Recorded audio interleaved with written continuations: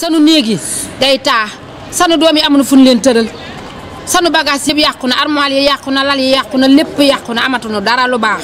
léegi rek comme depuis 15 ans ñu ngi dund problème yi ñuy jànkonteel fii sama amuma sensation maanaam du ma xeeñ dara du ma xeeñ dara du ma saf xëy na épidémie bu bees la mais dafa bëri ñuy dëkk ci Marigot ñu koy sentir.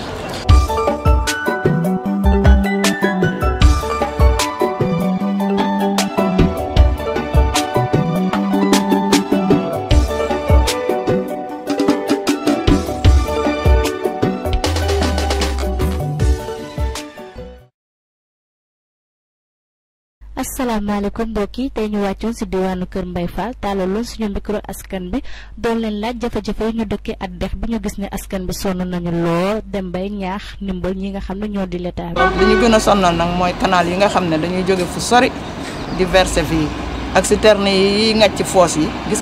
état bi moo ko fi def. Kër Massar am na ay ndox yoo xam ne fa la ñuy jóge am na ndox yoo xam ne ba Kapek yooyu yëpp seeni ndox fii la jëm ci dex bi. ñu gis ni askan bi ñàkk xam moo leen yóbbee si yooyu lay jafe-jafe. li ñuy wax rek en tant que population ñàkk xam moo taxoon gars yi yu dem ba jënd fii. mu mel ni askan bi sonn nañu lool si yooyu lay jafe-jafe bu mujjee bàyyi mbir yi si loxoy suñu borom teg si ba léegi ñoo ngi ñaax état bi ngir mu indil leen si ay ndimbal ndax ñu jóge si. bëggoon niñ leen nekkale ndax yàlla sax nee na ko nekkal mu nekkal comme yàlla ko nekkal mu nekkal ñun ay mbindeef lañu di dund ci kaw suuf war nañu dañu war a nekkal. ñuy ñaan rek ci yàlla état bi dimbali ñu ngir yàlla mu defaral ñu dex gi. parce que waa Mbao sonn nañu ci Marigot bi. loolu rek la ñuy ñaan. bañ ko dalee dund ba tey metti na trop te gisaguñ benn solution daal. am na ñoo xam ne nee nañ askanu Mbao bi lañ fi nekkal te booy xool seen intérêt bopp la ñuy xeex askan ba di ñaawlu loolu torop.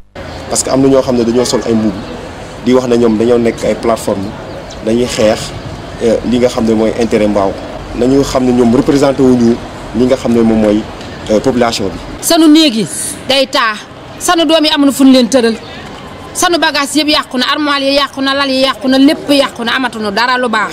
moto pompe yi mënul arranger lii day wàññeeku rek waaye du dem.